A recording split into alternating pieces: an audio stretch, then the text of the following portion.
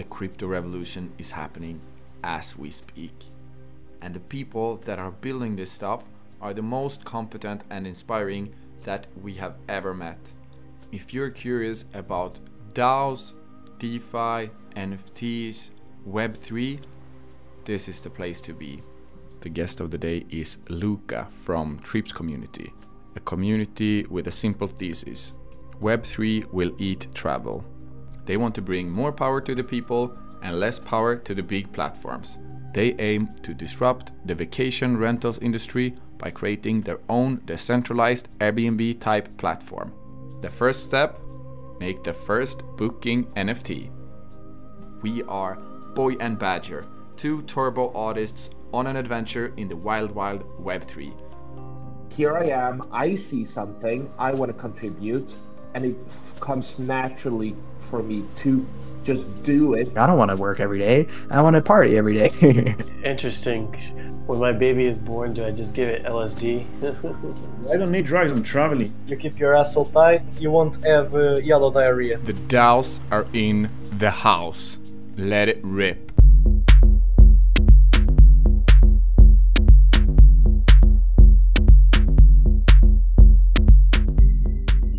Yeah, so we're here with Luca Trips. Luca Tripscommunity, but I guess Luca might be easier, shorter. And for everyone who doesn't know what the fuck is going on here, Luca is an interesting guy. We heard him pitch his idea in the ShineDAO community, and I can smell out a really good story. And I was like, okay, this guy is very interesting. So we decided to talk a little bit more with Luca to hear what got him engaged in this project that he is currently involved in, or I guess started. We don't know much more than that, and you don't even either. So let's just jump straight into it. Welcome, Luca. Yeah. Hey, welcome, Luca. Hi. Thank you. Thank you for inviting me. I might have the first question to you, Luca. What was your aha moment when it came to crypto and Web3 in general? Did you have such a moment? Yeah. It came 3 years after I got involved into Bitcoin, which is 4 years after that. So I got my first Bitcoin, or let's say piece of Bitcoin, in 2013, and then it was all about Bitcoin. Right? It was about trying to use it as a currency and trying to accept it for bookings. I used to have this booking platform, basically like Airbnb, and we would accept Bitcoins as payment, but nobody would pay with Bitcoin. And because it was very hard to pay with Bitcoin. But then we started being present on many different maps and stuff like this, and then people started asking to pay these bookings in Bitcoin, and the price was like $200. And at the same time, it was very unfortunate. We launched this startup, and we tried to open a bank account in London. And the only bank which would accept us was the Silicon Valley Bank. And I remember this lady telling me, yeah, okay, we're going to open an account for you, but you have to completely remove any mention of Bitcoin on your website.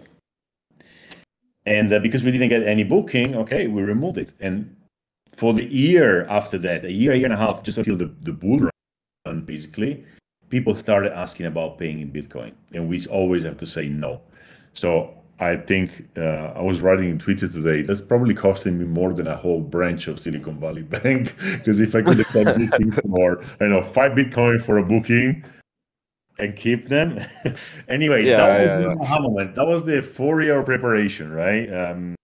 Before 2000 4 years, because I got in Ethereum pretty late. So before Ethereum became something big, everything was basically about Bitcoin, right?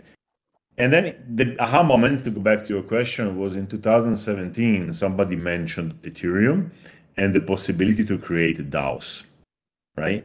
So decentralized autonomous organizations. And before I get to the aha moment, I have to say why that was an aha moment. So from 2001 to 2009-10, so until Airbnb came out, I had an Airbnb website, basically. I had my own small platform where people upload their apartments and guests could book. It was all like a small homemade Airbnb thing. And it was extremely successful because I was earning enough money to travel the world, right? So basically, I launched it in 2001 because I wanted to travel the world. I started earning money, not much, but enough to travel. And for the 10 years after that, I was traveling, right? So it was very successful from that point of view. And so you were a digital nomad before it was even cool to be a digital nomad. I was the first Italian digital nomad, yes, because I had this blog, and for years I had to explain I work with a laptop, but I'm not in an office. And then just maybe 8-9 years later, it became a bit normal. So yeah, much earlier. Like when I was traveling with my laptop, I basically met 0 people traveling with a laptop. So yeah, very independent. And so what happened is that Airbnb came and they did exactly what I was doing, but a million times better. And they kind of destroyed my business, right? Yeah. So, and that was 2012, let's say, when my business was dead. And so you can imagine, right? I had this beautiful life for 10 years, and then life became bad for many years after that, because Web2 basically destroyed everything I understood about the internet, right? The internet for me was a place where you can do your own thing. You have your website, so you have, in a way, you have a digital asset, right? Because the domain name belongs to you. And that's the only thing you actually own on the internet. And then the platforms come in and they do it big scale, and you can't do your website anymore. You have to work on the platform, right? So from 2012 to 2017, it was really bad, right? Yeah, I got a startup, so I got investments, but I didn't like it, right? Because I early realized that if you work, let's say on Airbnb, you're not working for yourself, right? You're working for them. No. So of course. They make all the money. They make all the easy part. Nothing is easy, but relatively easy. Yeah. And if you're a host, you are cleaning toilets. And if you do what I was doing, like you are helping hosts to get bookings through Airbnb and clean toilets. So I kind of lost meaning. Like, okay, we were making a bit of money, fine, but what are we doing? That was a question, right? And what we're doing is like we're just making the big guys richer, right? And we are not getting better off. Yeah, it's just not that, right? And the thing is, you come to realize that these platforms are very good at not kill you and keep you alive. So you can make more money for them. So you feel like cattle. Yeah. I just feel like cattle slaves, right? You don't kill a slave. No. But you just feed him enough, right? Yeah. Okay. And when I realized that, I had a year or two, maybe a year, where I was like, there's no way out. Because for 4 years before that, I tried to beat Airbnb because I was earlier. I was more clever. I knew the market. You know, all these things that you tell yourself. 0. I mean, they were better. Yeah. Like, there was no from the day one, there was no story. The better executors, better coders, better at everything. Yeah, Silicon Valley, right? It's just better. Yeah. And so I go like, okay, I can't beat Airbnb. I can work on Airbnb, but I hate it. And I was really in a crisis. And then, sorry, it's a very long answer, but I get it's a very good answer. It's Luca, you're killing it, man. Keep on. I mean, Bitcoin for what? 4 years already, right? So I understand the blockchain technology. And then this guy tells me, have you heard about Ethereum? And I go like, yeah, I heard about it, but I don't really know what it is. And he tells me about DAOs.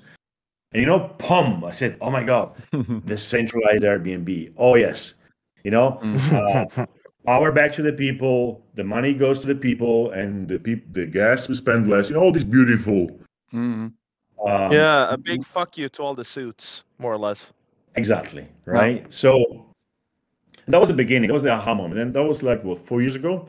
And of course, then things change, but the drive is that, right? To do something where there's a market, people can book places, people can make a living in hosts in their place, in renting out their places, but nobody is exploited because the company, the corporation, is obliterated by protocols. Yeah. Right? Yep. So there's not a middleman who's becoming the boss.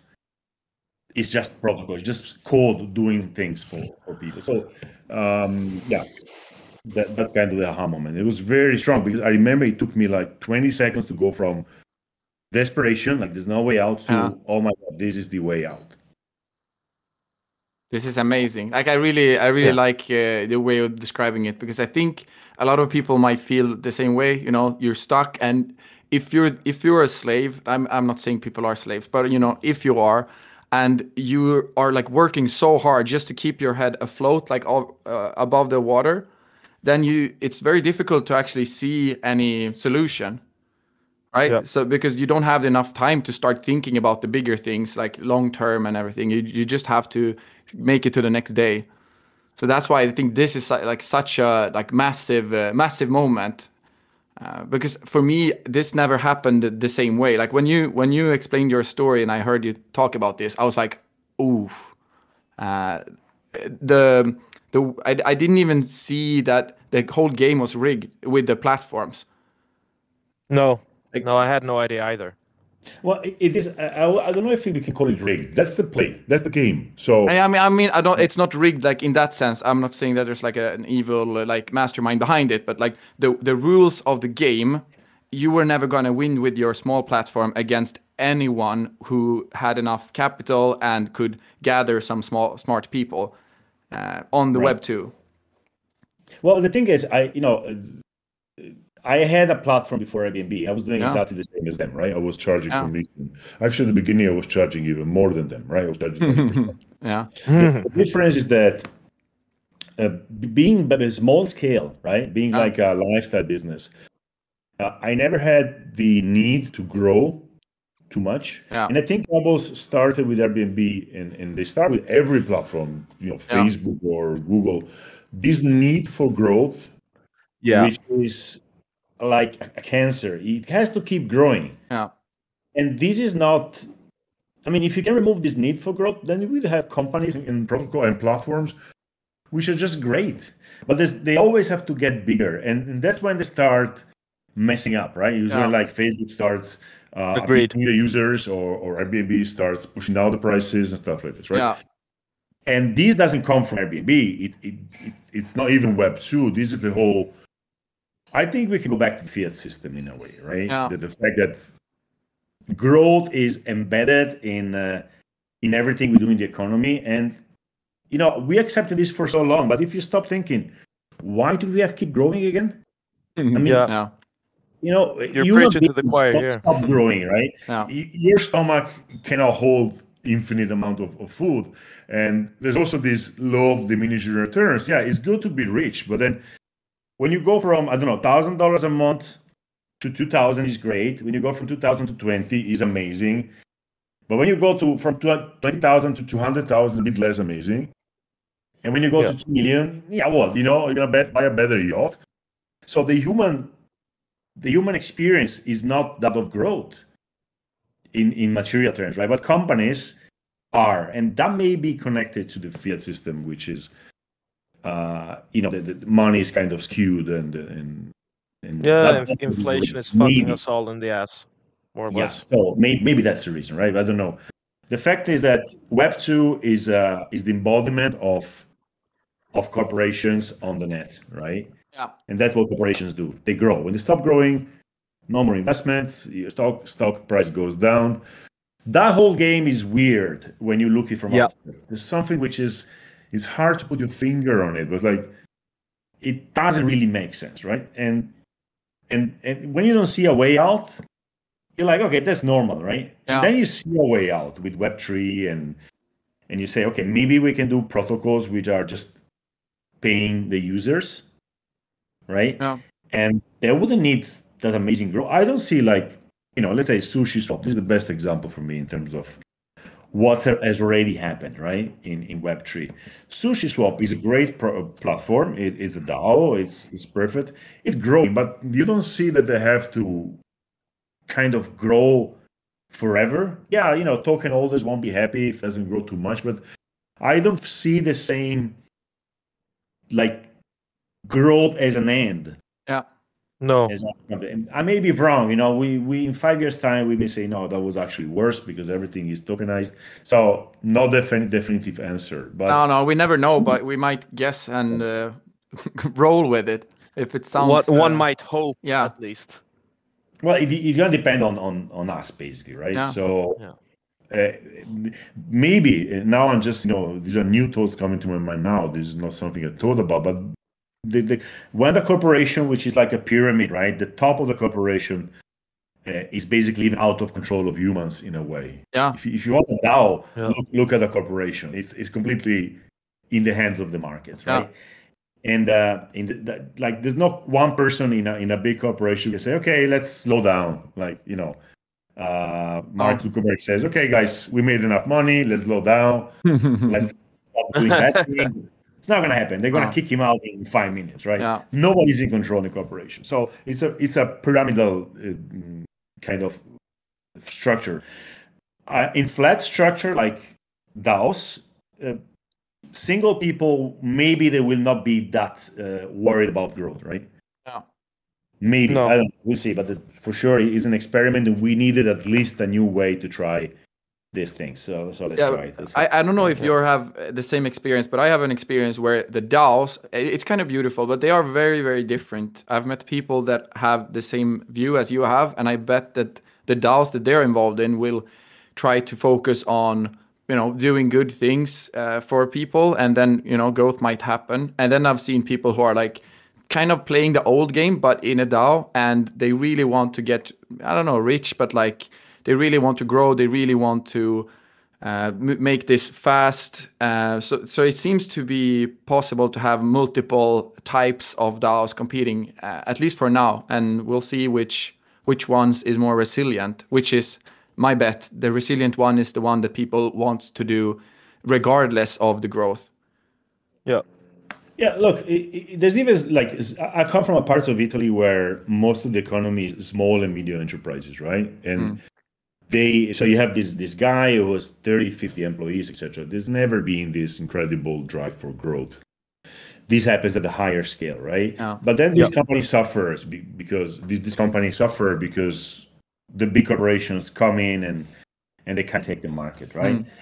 Now, let's see what happens with DAO. Maybe non-growth focused DAOs will be able to be more resilient.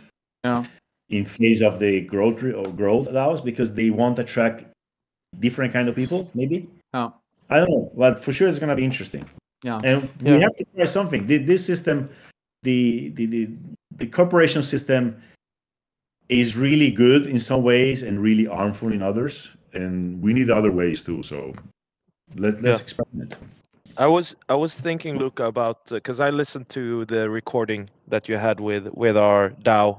And for everyone that is not listening, that hasn't listened to the recording, you talked a little bit about the VCs and the metrics and the OKRs and, measuring everything. And I think that kind of feeds into it as well. If you have centralized capital and they want to see return on investment, of course you're going to drive behavior that is in essence just looking to scale and grow and create artificial growth, because then you will free up capital to invest somewhere else. And I'm not really sure that will be the modus operandi going forward, because people might look at growth as a different thing, and especially if we have deflationary systems instead of inflationary systems in crypto. Yeah, I guess we'll see. There's always this danger of tokenization, so my numbers must go up, do whatever it takes. Yeah. But DAOs are more transparent too, right? So and people can get involved easy. I cannot get involved on Facebook and change things there, right? Oh. So have you tried? No. I mean, do they have a Discord? I don't know, but we should all be hired by Facebook and then change things. But in a DAO, you don't need to be hired. Just you go in the Discord, maybe you get some tokens, and then you start influencing. But again, I don't want to be optimistic. We'll see. But for sure, now we have an alternative. Yeah. And before we didn't have it. So that's already good news. Have you heard about Geron Linear? He works at Microsoft. He's like, it's so bad to just throw out the name. Okay, but there is a guy that works on Microsoft who is... He's like one of the biggest anti-AI, anti-big corporations type of guys out there. Very philosophical in a way, but worried about human existence. But he's working for Facebook because he thinks it's a good you have to know your enemy in a sense. So I think it's like, I think it's good to experiment with these new DAOs, but I'm trying personally not to get like too disattached from, like, I'm working at in the old system, and I think it's a very stable way, because then like whatever happens, I'm kind of, if the banks still exist, I mean, good for me. And if the DAOs and DeFi, which I hope will take more and more of the actual financial system, then also good. Like the thing is this, it's good to be close and understand both sides. Otherwise, you get lost in one and you become utopic. Everything is going to be great. DAOs are great. Corporations are bad. It's not true. No. Everything is made of people, and it depends mostly on the people. No. But these systems, these hierarchical systems, are hundreds of years old, and they have optimized the way to completely strip any change from the bottom. So think about politicians, for instance, right? You get these young people that become politicians. They want to change things. 10 years later, they are at the top, and they change it, right? Yeah. Because those who don't want to compromise, they get out. Yeah. They get kicked out, and those who say, "Okay, I want to go higher. I want power," they go up. So I don't see how people at the bottom can actually change things, and even people at the top. Because, look even at the corporation system, which the CEO can be fired by the board. And the board is stockholders, right? And stockholders, money decides. One way I always try to explain Airbnb to people a few years ago is like, because Airbnb had this period of people were in love with it because they could finally rent their house and make a living. It was actually great. That's objectively great. Yeah. But as Airbnb transitioned to a something which is more about growth than whatever they were trying to be before, I tried to explain to them, look, you have to imagine Airbnb as a room. The people who actually run Airbnb is not Brian Chesky. Okay? Yeah. There's people in a room, and the room is full of screens with numbers, and that's all it counts. So Chesky can go to a certain level and try to steer the company in a direction. If it goes too far, he's out. Yeah. Okay. Yeah. Now I don't know the structure, the share structure in Airbnb. Maybe it's majority. I haven't checked this after the IPO, but in general, I've seen Steve Jobs is being kicked out by Apple. Yeah. Right. Steve Jobs. Come on. So we want, when you want to change systems like this, you have to completely create a new game, and that's what we do in Web3. Do you feel like you want to change the system, or are you just like exploring? Which kind of hat do you have on? That's a very good question. My instinct is always in exploring. I'm a traveler at heart, right? So I'm not going to tell you I want to change the world, make it a place and stuff like this, because actually I am more excited by new things, new shiny things than actually changing. And I came to the conclusion that change happens only if people change, right? Mentality change. Look at the decentralization discussion we're having in crypto, right? We sometimes forget why we are even doing that, right? Decentralization, but it's slow and it's expensive, so I'm going to use BSC, right? Yeah. BSC is centralized. Yeah, who cares? I can do things. Yeah. And we completely forget what we're doing, because crypto without decentralization is nothing.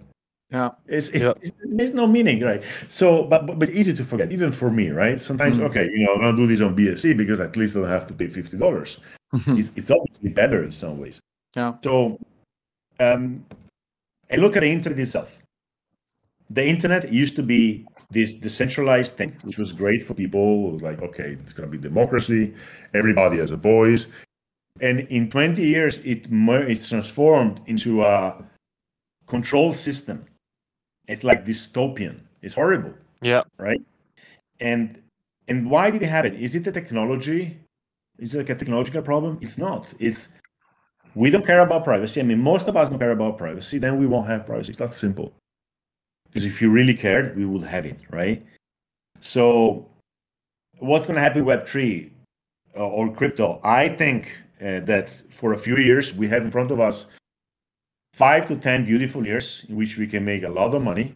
Or us, we are inside, we can make a lot of money that has never been possible before. first. Now, that's great, and it's also like a bit scary, but we're gonna make money. Great. Secondly, we're gonna become the status quo because we're gonna be fat and happy, right? And then everything is changing. We're gonna stop change because we are fat and happy, right? Yeah. And unless the culture changes and we understand why we want privacy, why we want decentralization, Web3 is gonna become centralized. So all the tokens are gonna be in some exchanges. Everybody's gonna keep the money in a custodial solution because it's safer than doing it in your wallet.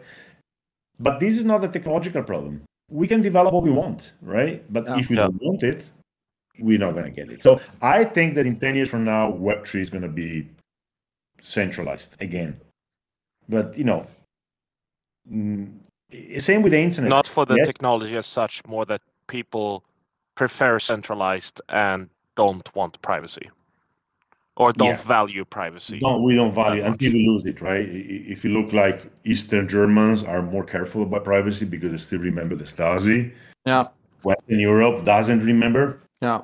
So we don't really care, right? So this is a kind of... Yeah, it's like this classic, at least where we're from in Sweden, it's like, if you don't have anything to hide, why do you need to care? And they haven't been through... How do you beat that message?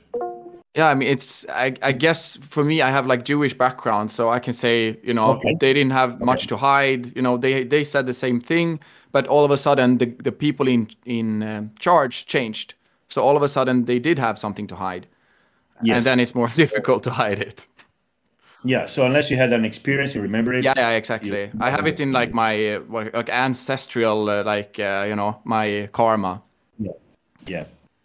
But it's still too few people, right? So now we have Jews, and then we have Eastern Germans. Yeah, Venezuela maybe. Who else? Maybe some North Koreans, some Venezuelans. I don't know. But the majority. We had these great decades after the war, the Second World War, and in which privacy was not a problem, right? Now we are giving up privacy. We gave our privacy already, and then we got to pay for it later. It's going to happen, right? Yeah. In some places or others, then. So there's no way. I mean, you can tell people, no, you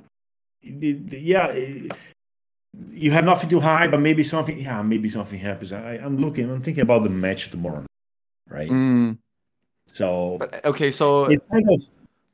it's kind of inevitable. It goes through waves. Yeah, I see it the same way. Like this guy that I mentioned from Microsoft, he wrote articles already in the 90s, like saying that, okay, you believe that internet is going to be this big thing, but what I see is this risk that it's going to be just as you explain it right now, that it's people, it's not about the technology. As long as people are people and the corporations are set up the way they are, it's not going to really matter.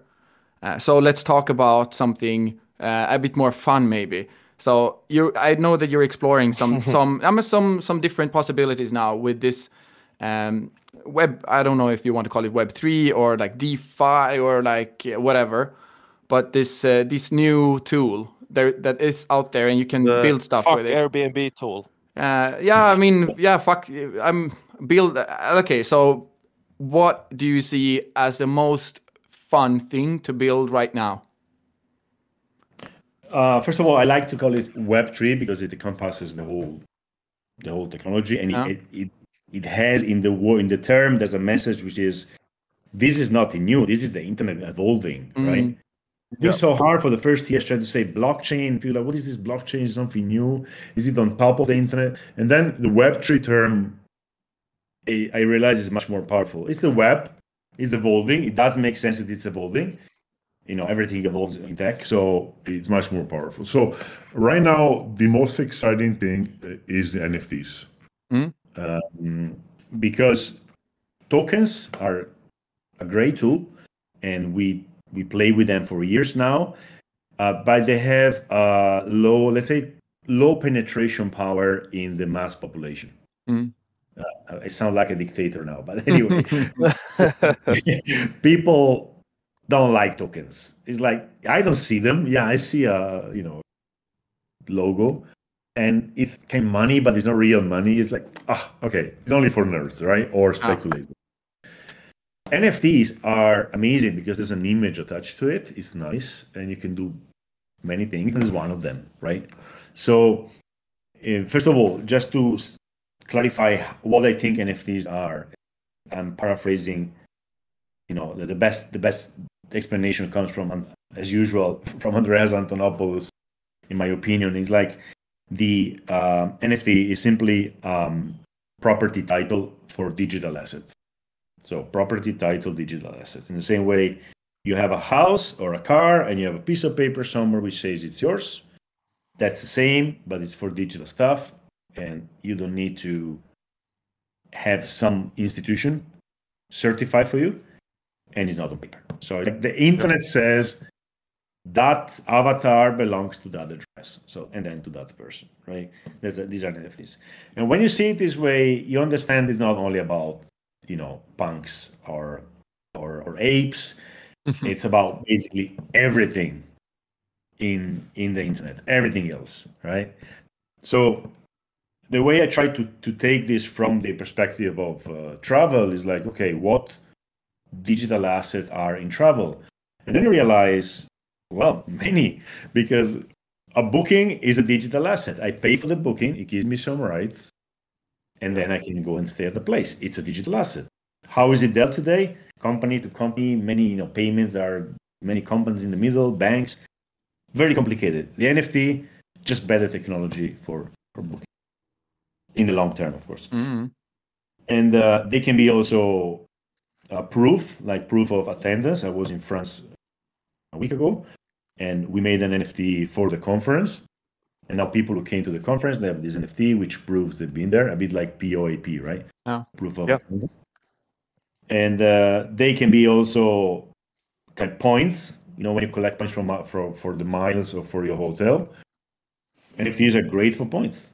Better technology, right? You come to stay, you get an NFT, or an NFT for each night. And there you go. These are points. You can maybe spend them next time you come back, or somebody else will airdrop you. Like I envision this, right? You make a booking in a hotel, like in a Hilton with an NFT. Yeah. And then you keep the NFT, right? And then it's on your address. And then Marriott sends you an airdrop with an NFT for a free night. Right? That could happen because it makes it so much easier for them to reach the right people because they can analyze the address, the tokens they have, the NFTs they have, and stuff like that. So the profilation is transparent here, right? And that's kind of it for the moment, but I'm sure new ideas will come out from now. But just these are enough could build 20 startups just on this thing. If startups were still a thing, actually you're gonna build 20 DAOs. So okay, I'm thinking because I work with credit cards at the moment, and we have these points and yada yada yada, and what I see, if I understand this correctly, then you could actually use the NFTs or the points, whatever you want to call them, and use them, because that's the biggest problem right now, all these air miles. And then, for example, Corona happens, or there are so many restrictions on the points, so in the end, they're not even worth anything. But here you could technically just sell them to anyone else who wants them, right? Yeah, because secondary markets cannot be disjointed from NFT. Once I give an NFT, I can't get it back. Yeah. So what I can do, let's say I'm a hotel and I want to push the NFT, I can start attaching free stuff on top of it, offers. If I don't want to push it and don't do anything, but the information is there. Yeah. The fact that you stayed in a Hilton, right? And this is information for all the competitors. So will I stop pushing it because and let the competitors get you? Maybe not. So this is all theoretical at the moment. All we've done so far is a couple of bookings. We did the first NFT booking, I think, in the world. I haven't found anything.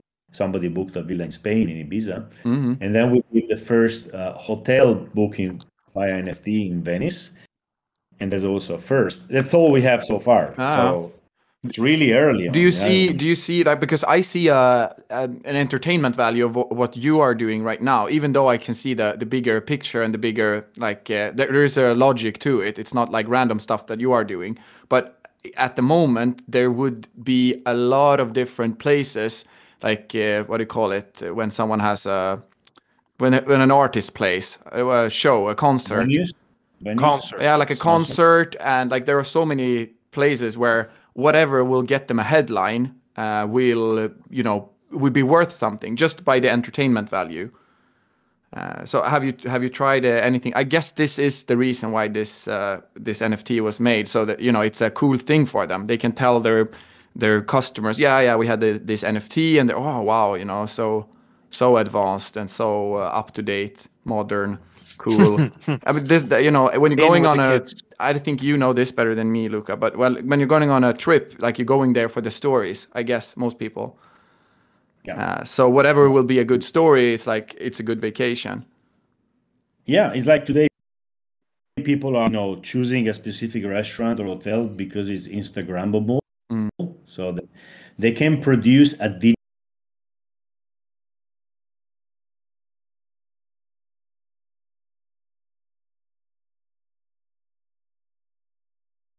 digital asset. Maybe I haven't actually been there. Maybe just got the picture from online or whatever. But if I have an NFT which is issued by the hotel, that's proof. Yeah. And proof is really important. That's an even bigger flex. Even than an Instagram photo. Yeah, much bigger. So, again, once you understand NFTs, you read NFTs like this, it opens thousands of possibilities. And you have basically two choices. One is to try to predict the future, and one is try to experiment and see where it takes you. And I prefer the second one. It's just more fun and it gives you more hard data, right?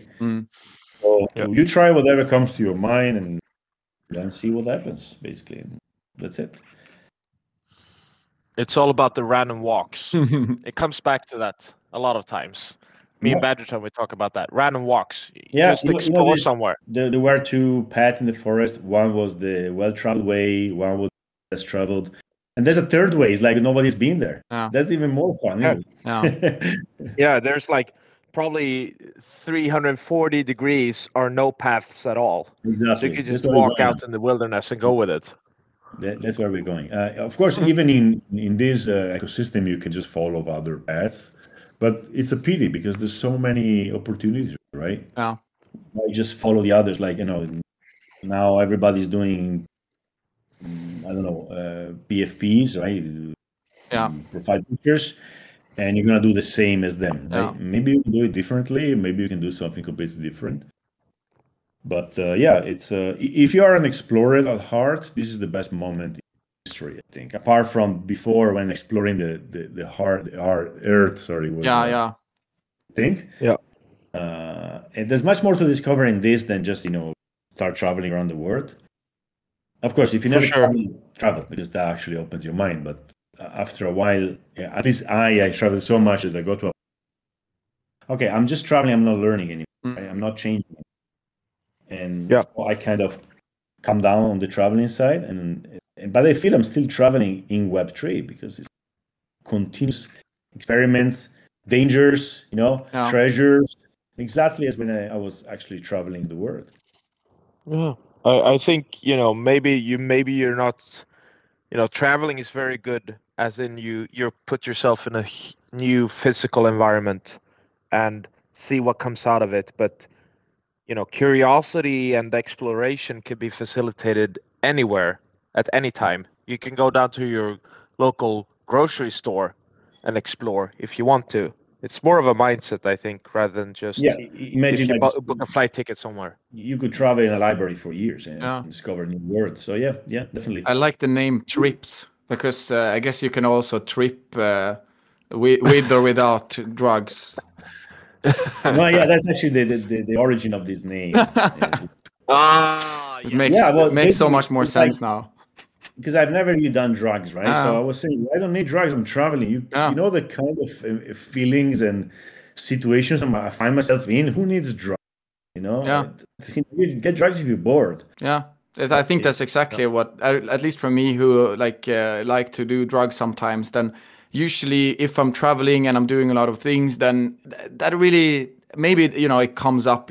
If you're on a really good travel, then someone offers you some. It's a good side quest. But in the end, it's more like a detour. Like if you're already traveling or like exploring, then you don't really, it doesn't do anything. The way I see it, whatever your like favorite drug is, like try doing the exact same thing that you're doing but without the drug, and I think you're gonna have a pretty good time. Probably. I never actually felt the need. I got exposed to drugs all the time traveling, but I didn't need to do it because I was already over excited, right? Yeah. So yeah. Yeah, I'm not trying to push drugs on anyone here. Rather the opposite. Like I really love them, but don't be like me. Don't do drugs, kids. Nah, don't do drugs. Do your own research. Yeah, but do trips. Both in crypto and drugs. I think we had a website called like You're Tripping, and it wasn't about drugs. It was more about the feeling that you're describing. That you don't need drugs to get that type of explorative mindset, being in the moment. So the website was just like a reminder that like you can do this anytime. Like you're always just tripping your way through something that you don't really know what it is. Yeah. But it got hacked. Yeah, it got hacked. Which was a big trip, actually.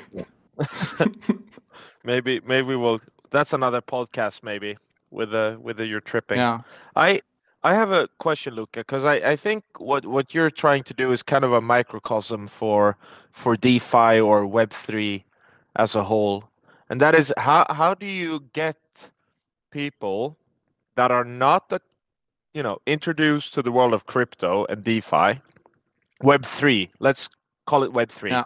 People that are not introduced to Web3 to understand Web3, because I'm guessing, it's not the easiest of tasks. Well, you get 1,000 people in a room and you hope one understands it.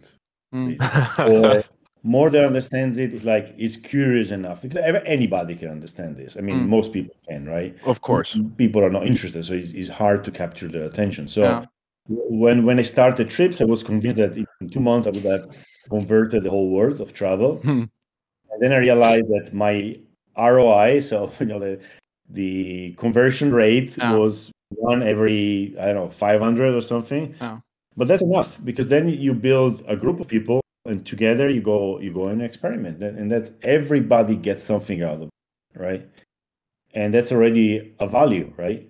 Even if you don't get money, then money even starts raining in forms of airdrops, even better.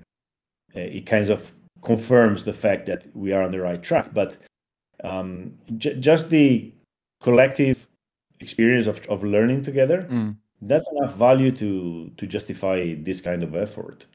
And then you build conviction. You probably have heard this word is coming out a bit more often now, right? Conviction. Once you build conviction in crypto, I think you did it, because you are able to withstand ups and downs, not only in price but in general, right? Like long winters and stuff. So conviction is really, really precious, and you build it by working a lot with other people and learning. So that's how you do it, basically. You talk with everybody, and you just expect, you hope somebody comes over. I mean, the nice thing is when somebody comes over, they never go back. I mean, they go like, okay, this is a real thing, right? Yeah. And then you start with Plato was right again with the cave. Say again? Plato. It's Plato. Plato's cave all over again. Once again. Yep. Should we explain this for the? Yeah, maybe for the ones. Let me try a botched attempt to Plato's cave. So there are guys sitting in a cave, watching shadows on the wall in the cave, walking past like a view, like a video or a movie playing out. And then one of the guys in the cave starts looking around and looks behind him, and he realized that what is happening on the wall of the cave is actually the world happening outside the cave, and what is inside the cave is only shadows of what is actually going on. Then he tries to enlighten his fellow guys in the cave about this phenomenon and say, look, out there, that's what's really happening out in the world. but his partners rather just want to watch the shadow dance on the wall instead of interact with the real world. That was a more or less very good explanation. Yeah, at the end, you can't you cannot save everybody, right? By definition, even if you want to save everybody, you can't.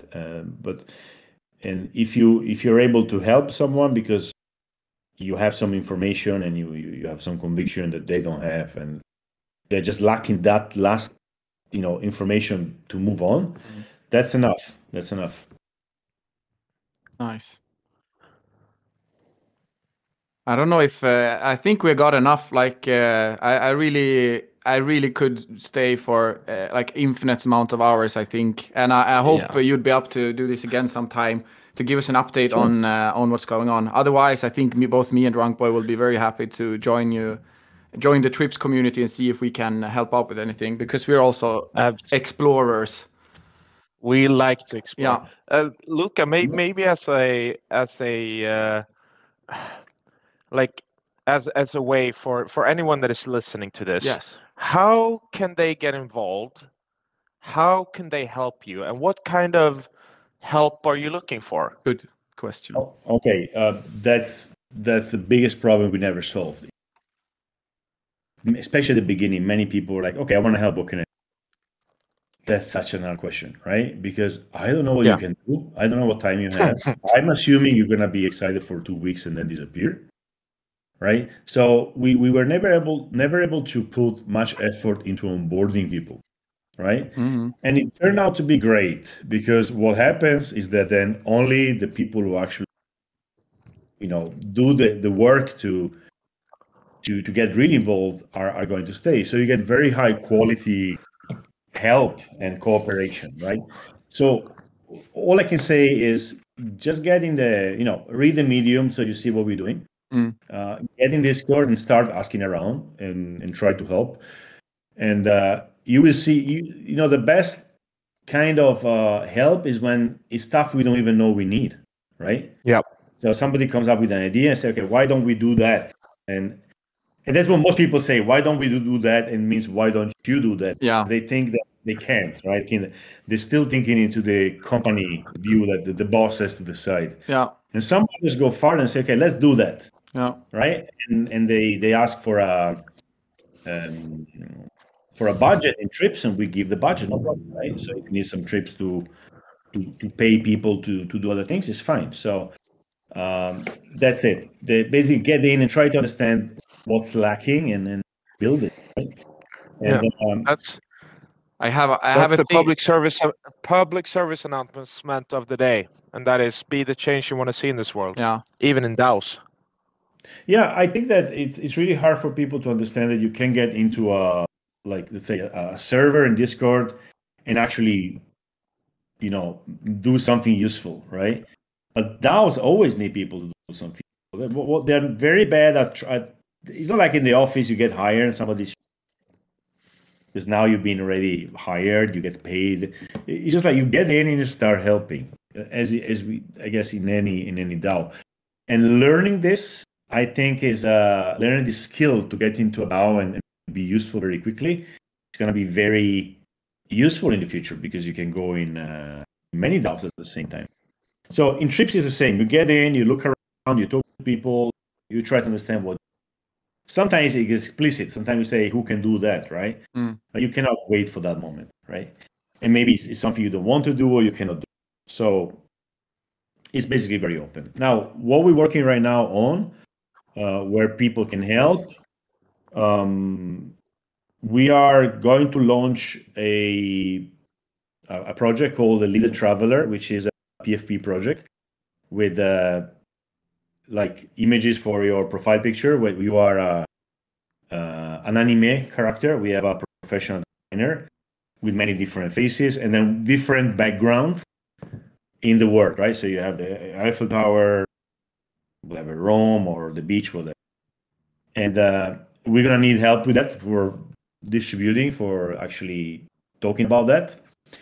And that's the only, let's say, focus project we have right now where people actually jump in and help, and it's very tangential to to what travel is, but I think it's a building block of this overused word, the metaverse. Like, people in travel will need to have their own avatar, and that's a way to get it. We don't sell them; they are free. You just have to pay the gas. So that's one thing. If somebody's interested, can help with in a week or two. Very nice. Yeah. Is there anything you want to share, ask, say? Otherwise, I think we stole an hour from you. Borrowed. Yeah, I would say in general, if especially people who get involved in crypto, it's really painful to see how they get sucked into, first thing you do, buy some tokens, and next thing you know, they have and Ripple and on Binance, and they go like, I'm in crypto, and they never have it, right? So, because that's what happens, right? You are drawn into buying something and becoming an investor. DAOs are great for this, no matter what DAO. If you want to learn about crypto, other than listening to the right people, get into a DAO, because you get into an environment where you actually learn, and that's the most precious thing, right? So don't start by buying tokens around. Just get into a DAO, try to help, maybe earn some tokens by helping. And remember that we are still building the infrastructure, not Trips, but in general. We are still at the infrastructure level. We are still building the roads, right? So this money is great for learning, okay, and not for actually doing a lot of things. Because now it's very technical, right? If you want to do things, so learn. It's where the whole value is created in your personal life. I think we should end on that one. I couldn't have